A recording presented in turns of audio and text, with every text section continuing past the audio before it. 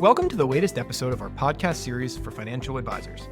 Today's episode is The Seamless Path to Independence, a $1 billion RIA's evolution. It's a conversation with Tony Parr, founding partner of the Parr McKnight Wealth Management Group. I'm Jason Diamond, and this is the Diamond Podcast for financial advisors.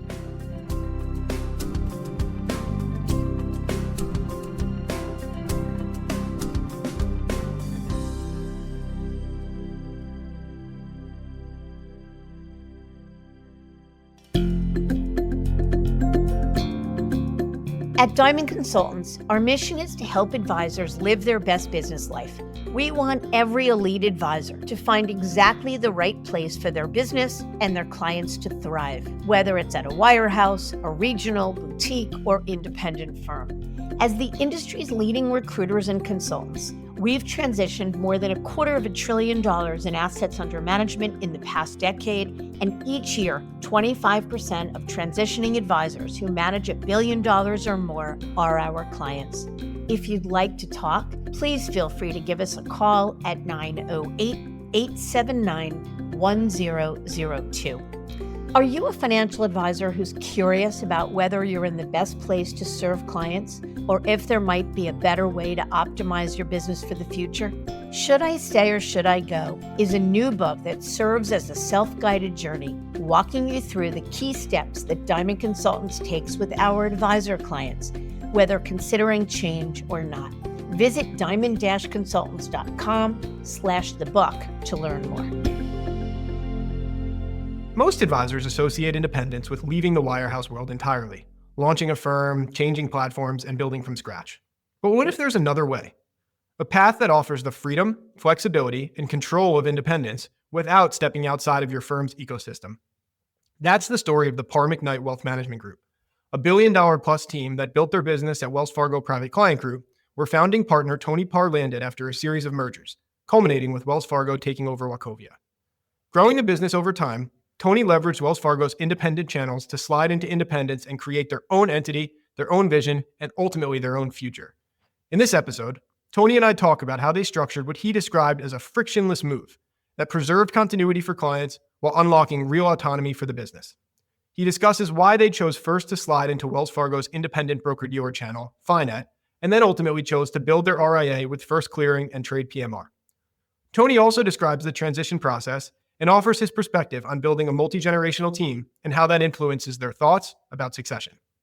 And Tony also shares their COWS philosophies: clients, owners, workers, and society, and how that simple framework continues to shape the way they grow, serve, and lead. Whether you're exploring independence, thinking long-term about succession, or just looking to hear how a high-performing team turned optionality into real enterprise value, this is a story worth hearing. Let's get to it.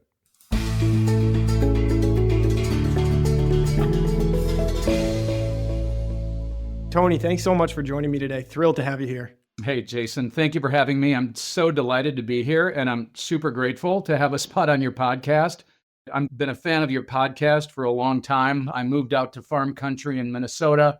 I've got a little extra commute time, and Diamond has a treasured place in my podcast library. I remember the Dave Mullen podcast from May 15th about what it takes to be $1 million producer. I posted that on our team's account. So super thrilled to be here, and I already feel a debt of gratitude to you guys. I love it. That might be one of the best intros we've ever had. You won't have to disclose how much money I paid you to say that. No, thank you.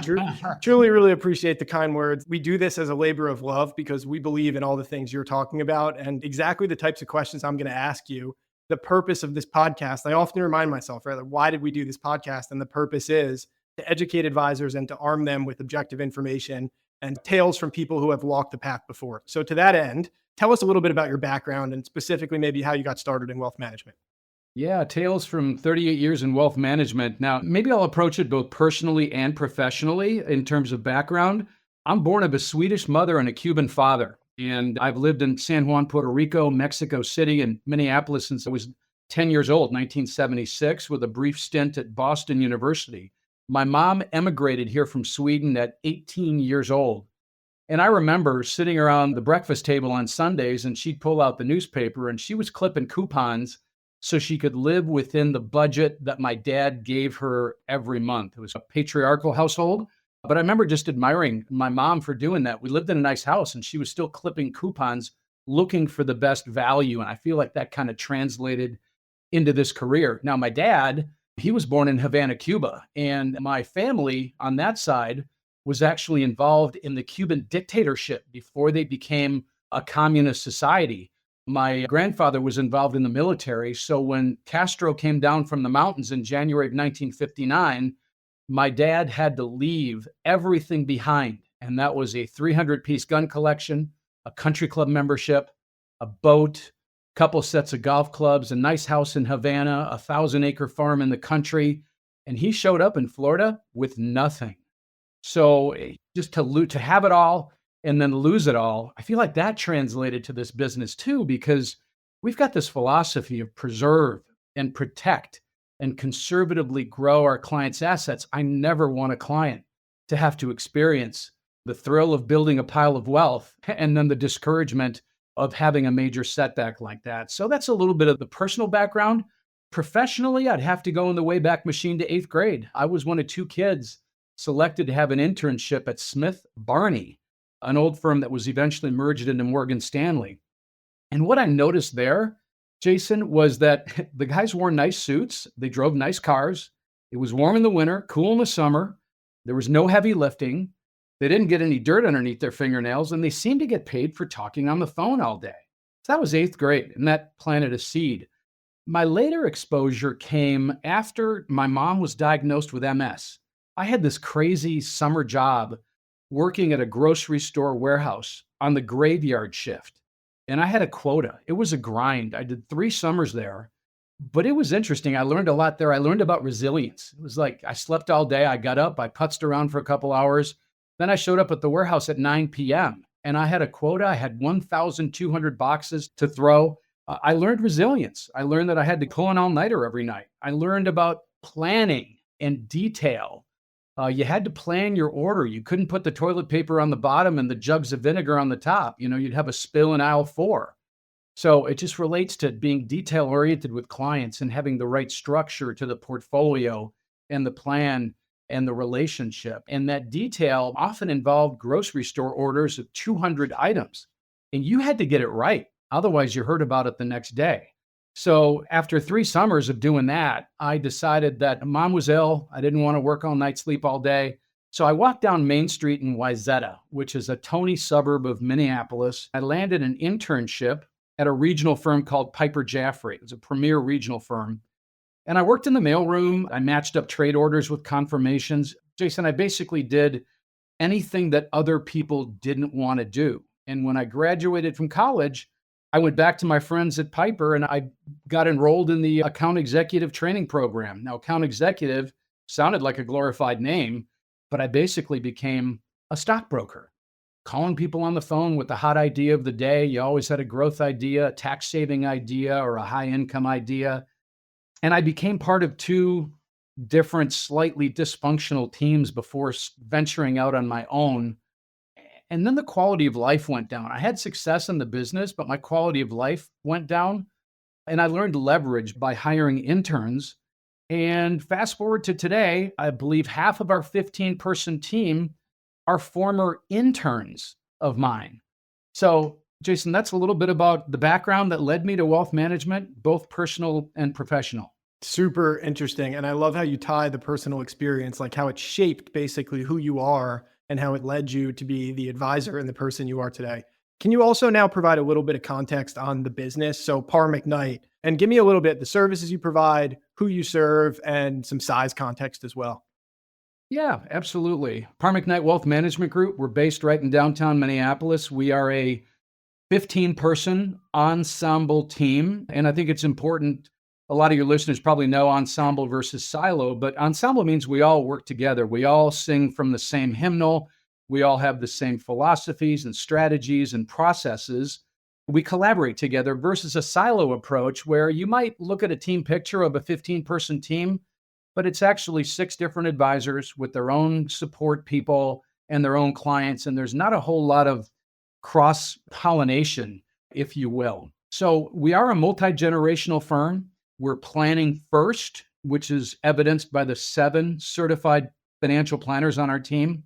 Once we outgrew the glorified work group label and actually felt like a real business, we needed some structure and scaffolding around the business and decided to hire a coach. So, a lot of your listeners have probably heard of the book Traction by Gino Wickman and the entrepreneurial operating system that book espouses. We've wrapped that around our business and just feel super good about the structure we put in place. So, we're highly structured in the way we run our business and work with clients, but we've got what I'd call a pretty casual work environment. It's okay to show up in jeans, which is great camaraderie, great collaboration. We've got a great culture. In terms of size context, we've just barely crossed $1 billion in assets under management, which is the common metric in this business. I like to refer to that as 1 billion units of trust because they all represent trust from clients. We've got about 400 clients, 300 of which are affluent families. And our target market, if you will, those families that we work the best with, really come in 3 stripes. Number 1 are what I call second half planners. And most advisors call these retirees. But I have to tell you, Jason, I really enjoy working with people that really want to have a purpose-filled second half of life. Your average 60-year-old, they might think they're old, but if they live till 90, they've got 50% of their life left. And it's much more interesting working with somebody that's really looking forward to having a purpose-driven existence after retirement than that person that might just retire, play golf 5 days a week, go to the all-you-can-eat buffet, play some cribbage, and get up the next day and do it all over again. I think that's actually a recipe for disaster. So we want to work with people that are really excited about the second half and want to work with us on helping to plan and envision that. The second group of clients that we work well with are business owners. We own a business. We've got a business coach. We've grown our business over time. We think we operate pretty effectively. So again, there's lots of good cross-pollination ideas that we can share with business owners. I know we'll talk a little bit about succession planning, but that's another thing that's first and foremost on business owners' minds. So we work well with them. The third niche, if you will, that we work with are corporate executives. And these tend to be driven human beings. They're tremendously busy with work. They've got complex compensation plans that have to do with RSUs, options, mirror pension plans. So we help them maximize the benefits that they're getting from their corporation and manage their affairs they prefer to delegate and collaborate with us, but they like things pretty clean, pretty straight, and they want to save on time. So they delegate a lot of that to us. So really the second half planners, the business owners, and the corporate executives are our target market. And Jason, I might also add that we really try to deliver excellence to these clients by using what I call, funny enough, the diamond approach to client service. And that means the client sits at the top of a diamond. It's a very strong structure. On one side, you have your primary financial advisor. On the other side of the diamond, you've got your paraplanner. And supporting that entire structure is the most important person in the room, is the primary service person that handles the day-to-day needs of the client. We gravitated towards that structure. It's resulted in what I believe to be exceptional client service. And it really frees up the primary advisor to do what they do best while fostering and growing the paraplanner to become a primary advisor at some point in the near future. So our work family, the CFPs, we've got about 200 years of cumulative experience. I'm really proud to say we have 0 regulatory dings, not even a complaint letter in 200 years of cumulative experience. And really that clean record reflects our do the right thing attitude. So Jason, that's a little bit about Parr McKnight and how we're structured and who we serve. Wow, you named your service approach after us. No, I'm kidding. I understand it's named after the sheep. Very intentional. A couple of things there that you said that resonate with me. First of all, you talk about culture and how for you guys, culture means the camaraderie, the family feel, and you wear jeans to work. And it strikes me because I've worked with teams in the past who have encountered either people they're interviewing or firms they're considering doing business with, and they've seen people in jeans and been turned off because their culture was buttoned up suit and tie. And it reminds me that there's no blanket answer to culture, right? It's what works for you, and it's what works for probably more so your clients. I think it sounds like you speak the language that your clients speak. So I love that. And then the other thing, you say 1 billion units of trust when you think about your assets under management. First of all, I agree that for whatever reason, $1 billion in assets under management seems to be a little bit of a magic number in our industry. Oh, I think in part that's because at $1 billion, the world is your oyster. You have really unlimited optionality at that point in terms of, do you sell your business? Do you transact? Do you partner? Right? It really does unlock a lot of doors. But I love how you frame it through the lens of, I think we get jaded by big numbers, and these are clients and these are people's lives. And when you have $1 billion, like, stop and reflect. That's $1 billion in assets that you're managing on behalf of real everyday people. So thank you for sharing that with us. I want to now move on to what I call your career journey. And your career journey was somewhat common in the sense that you moved from more captive channels to more independent channels over time. Ultimately, now you have the most autonomous form of business ownership there is in your own RIA. But I think what's interesting for you is you've always kept at least some affiliation with Wells Fargo. So there's a lot to unpack there, but can you just briefly walk us through what I call your career journey? Yeah, well, I got hired at this regional where I was a stockbroker. I got to just say it that way. We left Piper Jaffray and Hopwood to go to Prudential Securities, and that was 1993. And it seemed like that was near the beginning of this move to getting paid for advice versus transactions.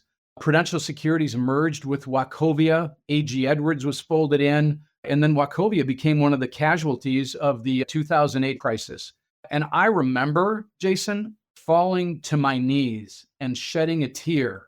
Wachovia had fallen from roughly $50 a share to 50 cents a share. And then Wells Fargo came in, and they were the white knight in the industry at that point. They came in and took over Wachovia, and we became part of the Wells Fargo private client group.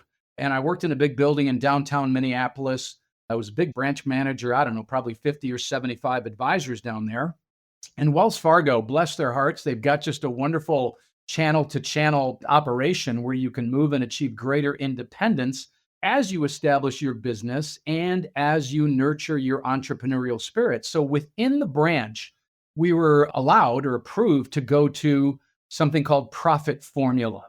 And that's basically where you stay in the branch, but you absorb your pro rata share of the branch expenses, your support team, the square footage, even a proportional share of the square footage in the lobby, the bathroom, and the hallway. But it gave us a little bit of experience managing a P&L and being responsible for more of our capital allocation decisions.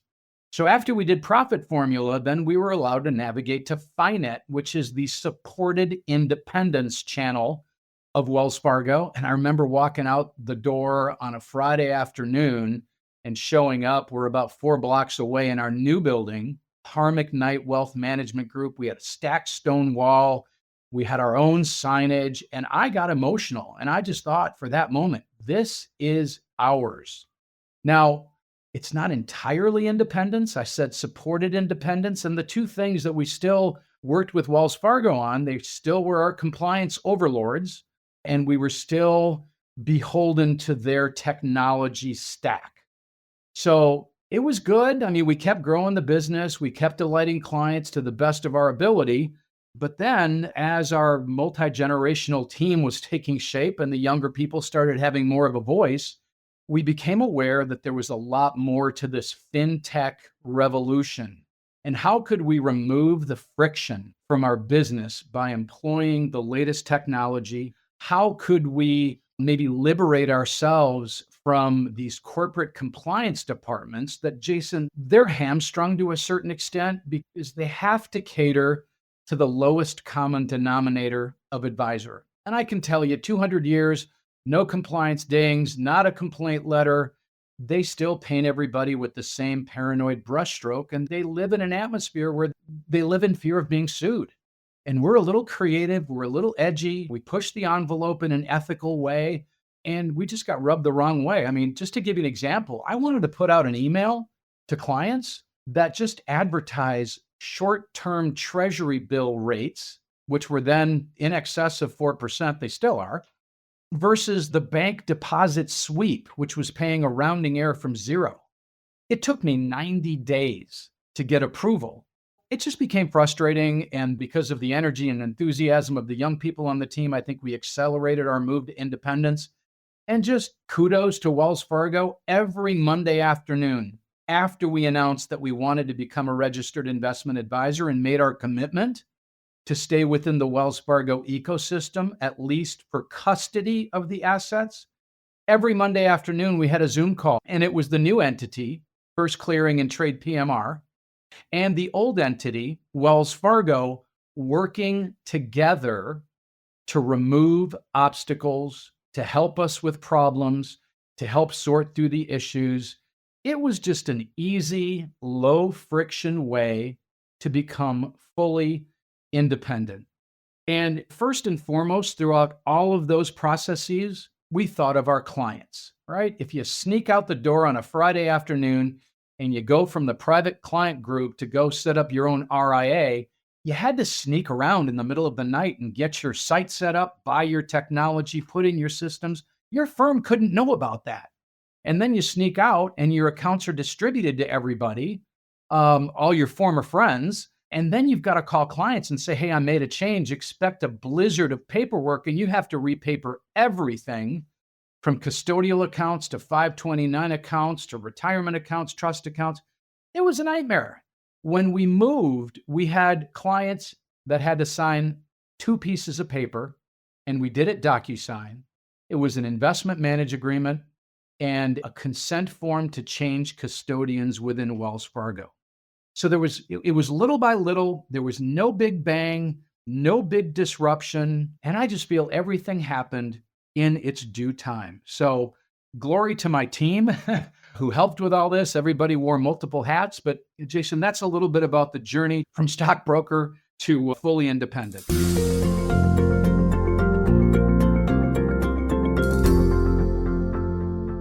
That is an incredible story, and there's so much to unpack there. And it sounds like I think a lot of people feel this pressure to nail it the first time. A lot of times that plays out in, do I move from, say, a wirehouse model to a regional firm or to an independent broker-dealer, even if ultimately it's going to be an interim step to eventually being in the RIA space. And for you, I think what you're saying is everything happened in due time exactly as it was supposed to. Right now, you are exactly where you're supposed to be. But in part, that's because you had those previous chapters. Your credit to Wells Fargo, I have the same thought as you. First of all, this channel affiliation choice is a big deal. The fact that a firm allows advisors to genuinely choose and move freely among their various affiliation channels, meaning in the case of Wells Fargo, a W-2 channel, they also have a bank channel, an independent broker-dealer in Finet, and then ultimately this RIA custody channel. To allow that, and to your point, to make it frictionless and to even, it sounds like, encourage that, is a breath of fresh air, because we get the question all the time from advisors who like that idea on paper. And they wonder, is it really that easy in practice to say, I can move from a W-2 channel into an independent channel? So it is refreshing to hear that in your case, that was a home run. I thought maybe when we announced that we wanted to leave, they'd brand us with a scarlet letter and treat us like the redheaded stepchild. But our branch manager, Chris Murphy, was honestly just really interested in what was best for us and best for our compliance.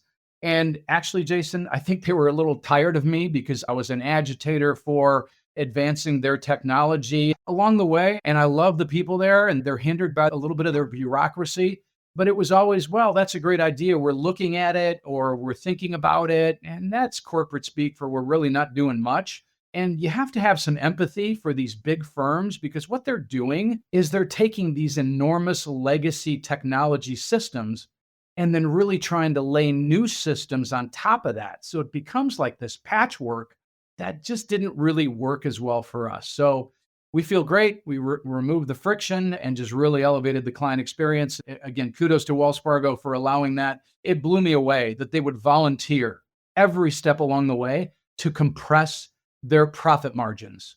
And now we pay for custody. We get great service from Trade PMR, and we're just in a really good spot. So yeah, I guess the thinking is it's better than the alternative. If the alternative is your assets would ultimately move to, say, Schwab or Fidelity, right? If your team is set on launching an RIA, then one way to look at it for Wells is these guys are going to launch an RIA. We'd rather them do that quasi-internally than do that with Schwab. The other thing I want to ask, though, is to play devil's advocate. I agree with you. The benefit of the internal slide is it protects the flank. It's relatively frictionless. It is definitely the easiest way to move into more independent models. But the downside is typically it doesn't really allow you to take a transition deal, because when you move the business externally, firms are willing to pay, as we know, 300, 400%, or even 100% in the independent space. So how did you reconcile never really monetizing the book, right? You knew you could have gotten these big transition checks and you chose not to take them. That's a great question. I like the way you put it, monetize the book. When I was 5 years into the business, I had very few clients, very little revenue. So the transition check wasn't very big. And I took my family to Disney World. I bought a couple of early stage medical tech device stocks that didn't work out. And then when it came time to repay the loan, pay the interest and taxes, it was painful. And even if advisors do smart things with the money, I think over time you end up with around 50 cents on the dollar between the interest you pay on the note and the taxes that you have to pay as that becomes ordinary income to you and the note is forgiven. Honestly, Jason, I was always a little bit resentful, I guess, is maybe too strong a word, but I was resentful that firms paid these because that goes back to the capital allocation decision. We want an easier compliance department to work with. We want better technology to elevate our client experience. And you just paid the Merrill guy 400% at T12 to come over. We could have spent that money a little bit better. And it seemed oftentimes like firms were treating their adopted children better than their real children. So taking a deal, I think it just goes back to there's no such thing as easy money. And we didn't want to be beholden to a new master for 10 years. We wanted to be masters of our own universe. And when I think, Jason, about the value that's been built in this business for myself, my partners, and the compensation and benefits that we pay our team, it's the equivalent of 20 transition packages. Just the value that we've built, navigating through those channels, doing the right thing for clients, and treating your people right. We got tremendous value from that. Yeah, plus I think the equity value you've created along the way, completely agree with that school of thought. I will say, in fairness to these firms paying transition deals, I've heard the argument before of along the lines of what you're saying, which is the firm is saying, crying poor on the one hand, like we don't have the resources to reinvest in the platform, or we're cost cutting, or there's margin pressure. But on the other hand, they're writing massive recruiting packages. But in defense of these firms, and I guess in fairness, take this with a grain of salt coming from a recruiter, I think firms need to recruit. I mean, we've seen firms, notably Merrill, right? Probably the most recent example of this, where they stop recruiting competitively. And the impact on morale and the impact on existing advisors can't be overstated. And it oftentimes leads them to turn the spigot back on into competitive recruiting. So just a quick aside there. Hear you, and I agree. I mean, you can recruit a great advisor, bring him into your office, and it lights up the whole environment and raises the bar for everybody. So absolutely, you need to recruit for your team. Professional sports teams do it. Firms should do it. It just wasn't right for us. Totally fair. I respect that point of view immensely, and I thank you for sharing it with us. I want to ask, though, specifics, because I think people talk about independence sometimes in almost like a nebulous or like a hazy way, where they're like, well, you can do so much more. You're so much more free.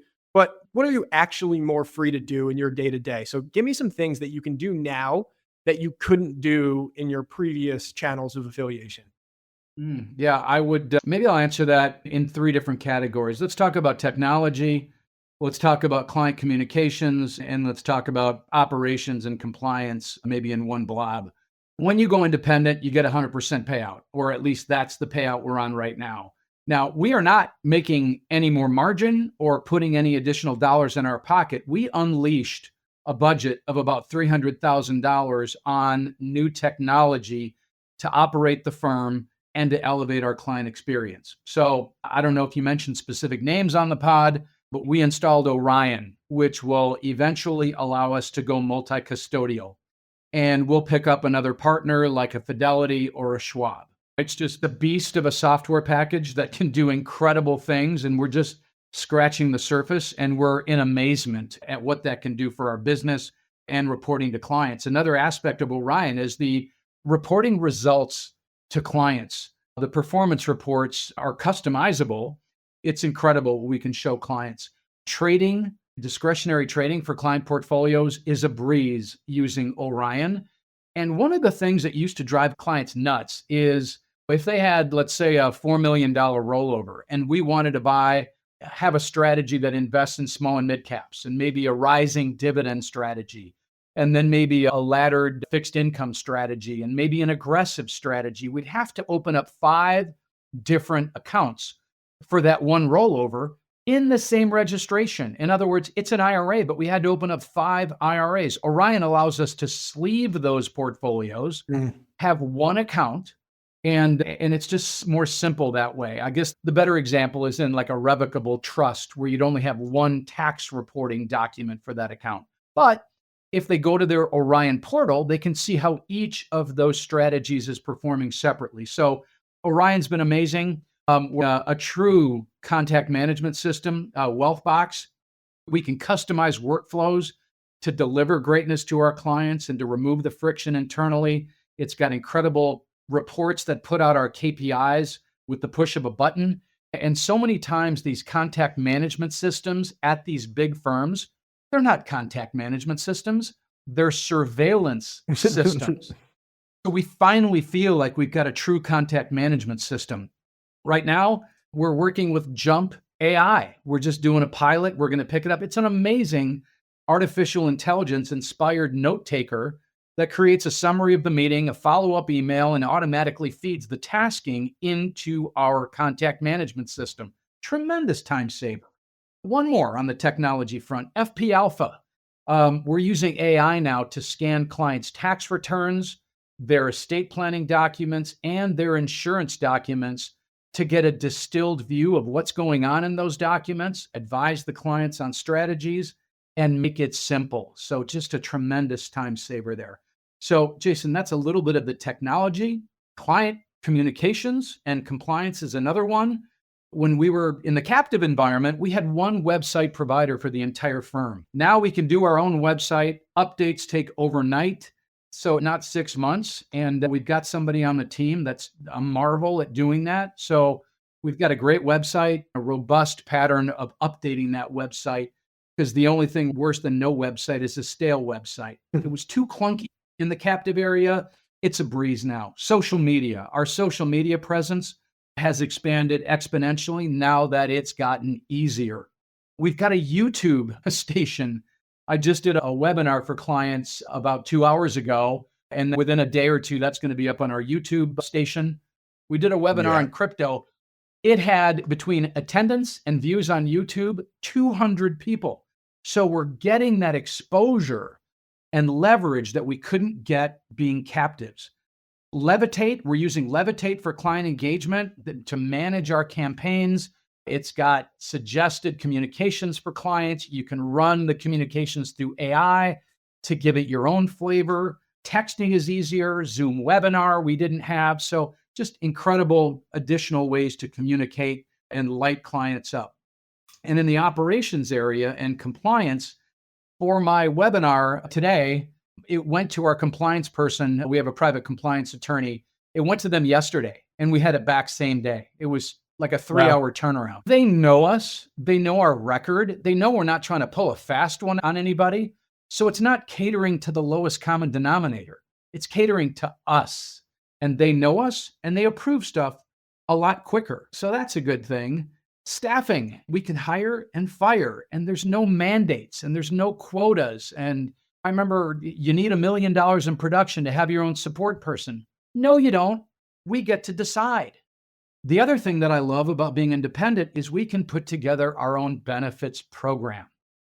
And we matched pretty much everything Wells Fargo had to offer, but then we offered a subsidy for pet insurance. We match charitable donations. We provide $500 towards a travel ticket, airfare. We just do a lot of things. Everybody has their own office.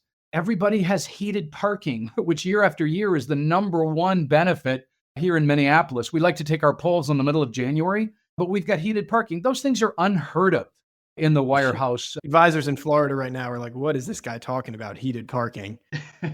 That's a phenomenal answer. Honestly, that was an extensive list, probably the most detailed step-by-step list I've heard, at least off the cuff like that. In a nutshell, what independence is all about. I think you laid out I mean, not everybody's going to say those exact same things, but that's the ethos or the spirit of what it's all about.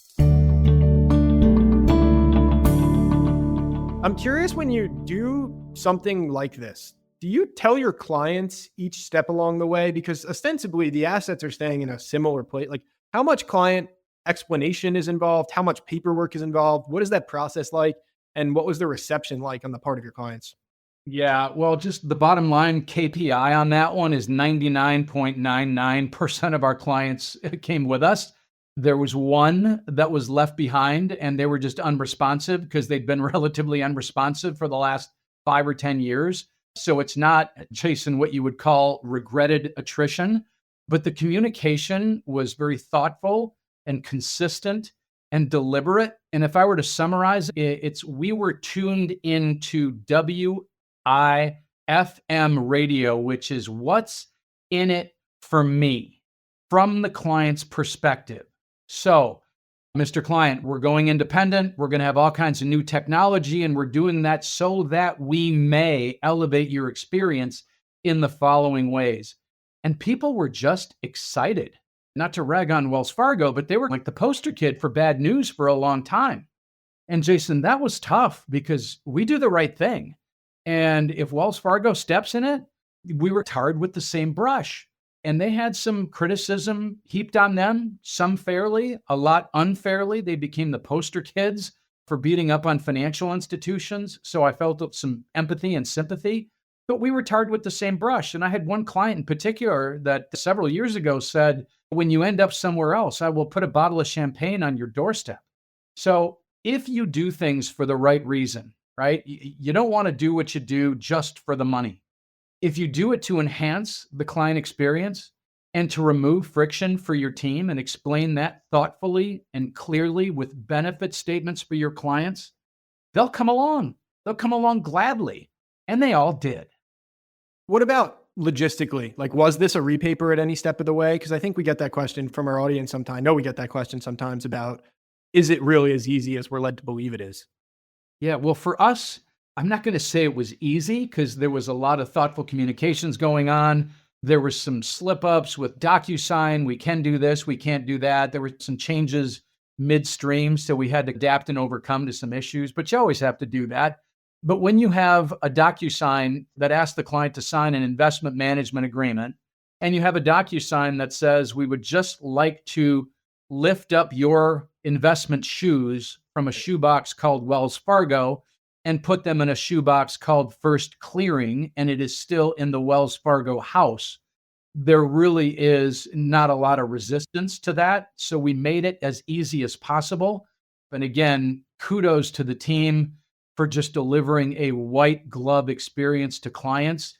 So what does white glove mean? That means if you've got an elderly client down in Naples and they don't know how to do this, you send somebody down there on an airplane to go to a bank branch with them to flip bill pay from one account to another, or to help them open up an account and move their bill pay over. If we had tax checks being issued or Social Security checks being deposited, that was part of the benefit of navigating within the Wells Fargo ecosystem. They were able to generate all these reports for us that identified these little roadblocks or little bumps in the road where clients might have a difficult time, and we were able to proactively address those rather than have that be a nasty surprise down the road. So it wasn't easy, but it wasn't as hard as, hey, your household has 22 accounts with us. Here's a ream of paper, sign it and get it back as quickly as possible, while your former friends are calling on that account saying, hey, they're gone, keep your account here. That was just something that I'm so glad we didn't have to face. So the messaging was good. The team just stood up and did the right thing for clients. I'm just looking at my desk right now. We've got these red buttons on our desk that say easy on top of it. And it's the Staples easy button. That's part of our DNA, is how do we remove roadblocks? And everybody had to be on the alert. And Wells Fargo and Trade PMR were super helpful in helping us front run those for clients. I think that's a healthy perspective for advisors to keep in mind, that, to use your words, it certainly wasn't easy, because that is one of my pet peeves in advisor recruiting, is when firms tell advisors effectively it's a light switch, right? The light switch one day is flipped to W-2 mode. You flip the switch and you're in 1099 mode. And I'm always quick to educate, like, no, that is not the case. Yes, you can do it. Yes, it is a beautiful benefit. It is absolutely a reason to consider one firm over another, but it's not a light switch. And it sounds like that's exactly what you're saying. Jason, pain and problems, they're always going to be around, but removing the friction and being able to be accountable for our own stuff rather than running it up the flagpole and it goes to legal and it goes to compliance and the branch manager. And it's just like, no, the buck stops here. We're fully responsible, fully accountable. And I think we did a good job with that freedom and that flexibility and that control we had over the process. That's an excellent point, actually. The idea that even if it was the exact same set of problems, and I'm not saying it was, but even if it was the same set of problems, you're in charge. And that is a common pain point among advisors, is not so much that the answer is no or that it's restrictive, but captive advisors often complain about the idea that they just don't have any agency over their professional lives. Like they're at the mercy or the whim of the firm. And I think what you're saying is even when stuff goes wrong, it's a nice benefit to have, more than a benefit. It's a integral part of your business model now to have the ability to be the decision makers. The buck stops with you. You got an issue, it's all Parr McKnight troops to the front line. Here we go. Yeah. Bring it on. Did you consider external options, or was this always just too compelling of an option? We did. We got pretty close to the finish line working with Schwab, and they are great people over there. And we just thought the slide was too easy for clients, right? It wouldn't be this massive upheaval.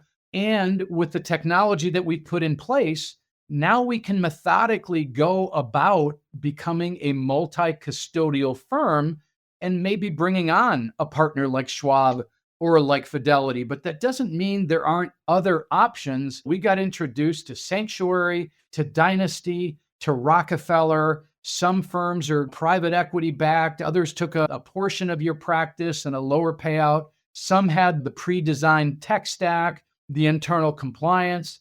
We just wanted to do our own thing. And like I said before, be masters of our own universe. We've grown nicely over time without taking on outside capital. So we did consider a lot of options. We were in due diligence mode for a long time, had fancy spreadsheets that identified the pros and cons of each firm, but we just kept coming back to what's best for clients right now, and then what's best for our firm and our employees, and then what's best for us as owners of the firm. So all roads pointed to the path of least resistance that created many options in the future. That's excellent. And I love that it starts with clients as exactly as it should, because I think a lot of times that's the one thing we remind advisors more than anything is that without your clients, none of this works. So the story has to resonate. I want to talk a little bit about, and I'll give you maybe two more questions because I know we're brushing up on time here, but your team seemingly is set up intentionally at many different generations where you have advisors at different stages of their careers. Do you view that as a part of your strategy? Was that an accident? I'd love to say it was intentional. Maybe it was subliminally. But I get out of bed in the morning, my feet touch the ground. I'd say I can't wait to get to work. I love the people that I work with. And here's the way it lines up. About 30 years ago, I had an intern named Brian McKnight, and he became so valuable to the practice that we brought him on full time. That's when I was with Prudential. Brian is still with us. He owns a large part of the firm. He's a former intern 30 years ago. John Rudy was an intern about 20 years ago. Again, same story, became valuable to the practice. He is now a partner and owner with the firm. Another owner of the firm is Nelson Moen. He's my stepson. He's got a small percentage in the firm. He was an intern 8 years ago. We've got two paraplanners, Joe and Emily, who are now full-blown CFPs and received their first clients. They were interns 3 and 4 years ago and now are financial advisors. So we've got a homegrown team, and it's just a wonderful generational approach to working with families. We've got advisors in their 20s, their 30s, their 40s, their 50s. I'm knocking on the door of 60. And Jason, every Thursday morning, we have an advisor meeting. All the CFPs get on the phone for an hour and a half, and it's magic. We talk for an hour and a half. We look at the calendar in the last week. What meetings did we have? What meetings do we have coming up? What client issues have come up? And then we hear from the 20-year-olds, the 30-year-olds, the 40. It's just this multi-generational wisdom and perspective that comes together. So when clients come to Parr McKnight, they're not working with one advisor. They're working with 7 that all have different perspectives on the world. And I am never lacking for an answer to what happens if you get hit by a bus, because half the team could get hit by a bus and we are still an enduring firm. And it makes for a beautiful succession plan where we don't have to take on outside capital. We can do a series of small internal transactions so we can distribute equity. And more importantly, that equity mentality, that ownership mentality, we can distribute that to others on the team through outright sales financed by a bank. We're currently going through an engagement with a company called FP Transitions to ascertain owner compensation, to validate our compensation stack, and to look at equity participation models like, are they an income partner? Are they an equity partner? Do they get phantom stock? Are we going to put in a 409A plan? Can we wrap a long-term incentive plan as a bonus structure around somebody's base pay?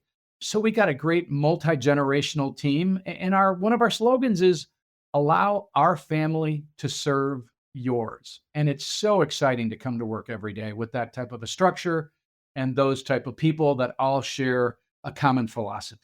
But your passion for it and your authenticity shines through even just in answering these. I love to hear it. By the way, what you were talking about, intentional or not, that was why I asked the question, because this idea that every team, every firm, every advisor needs to be thinking about succession, and you've built in a mechanism by which the book should pass really nicely from one generation to the next. Kudos to you, because a lot of firms, I think, again, whether it was intentional or otherwise, a lot of firms are envious of that position. We're going to keep working at it until we get it right. Absolutely.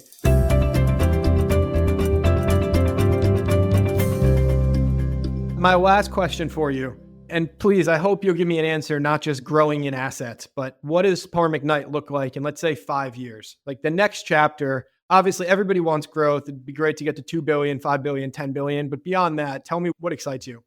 Well, a little backstory to this. I mentioned that we run our business with traction with the EOS system. And part of that system is coming up with a 10-year vision for starters.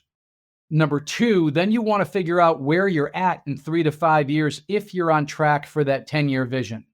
And once you have that 3 to 5 year picture, then and only then do you back it into a 1-year plan.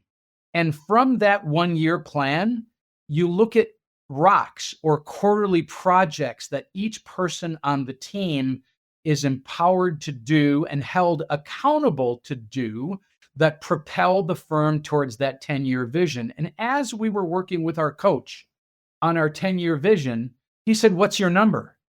And I didn't want to cough up a number because I was asking myself, why are we here? Are we here to hoover in client assets to come up with a big number? If we propose a big number to our team, we've got $1 billion, maybe we want to be a $5 billion team in 10 years. How is that motivational to the employees? Sure, it's really exciting to be part of a growing enterprise, but $5 billion, oh, well, do the owners get to buy their private airplane, their third home, take more expensive vacations? That's not motivating. So we ended up hanging a number on it. And the whole conversation to me was inspired by a book that I read called Small Giants. And it was really about companies. It was a number of case studies about companies that intentionally chose to stay small, to stay close to their clients, close to their employees, and close to the communities that they work in. And that was inspiring to me. So we hung a number on it. We'd love to be a $5 billion firm because that means that we're doing a great job for clients. And I like the words of King Solomon when he asked God to make him the richest, most powerful, most wise person in the universe. He said, "So that I may take care of my people and the widows and the poor." He wanted it for good. So we want to be a $5 billion firm so that we can take care of cows. And that's an acronym. The C stands for clients. We want to give clients a magical, anticipatory experience that propels them along the path towards financial freedom. C is for clients. O is for owners. We have capital at risk. We put sweat equity into this business. We merit a reasonable profit for our efforts. Is workers. We need to have a work environment that allows people to perform in their magical ability, do the right thing for clients, have a balanced lifestyle, not feel like they got to check email when they're on the vacation. And the owners are owner operators. We are workers also. So we need a great environment for our workers. And the S in cows is society. You need to benefit the community that you're in. You need to give back from the blessings that you've been given. So it's a long answer to, we want to be a $5 billion team so that we can take care of cows, the clients, the owners, the workers, and society. I absolutely love it. It's a really thoughtful answer that, once again, just another topic where I think your passion and enthusiasm shines through. I could continue this conversation all day. Truly been a wealth of information, and I so appreciate you being on. I am excited to revisit this in 3, 5, and 10 years so we can hear more about the story and the growth and how you're doing with the cows. But Tony, for now, thank you again for coming on the show. Yeah, and thank you, Jason, and thanks for all your help on our journey to independence. Love Diamond and appreciate being with you today.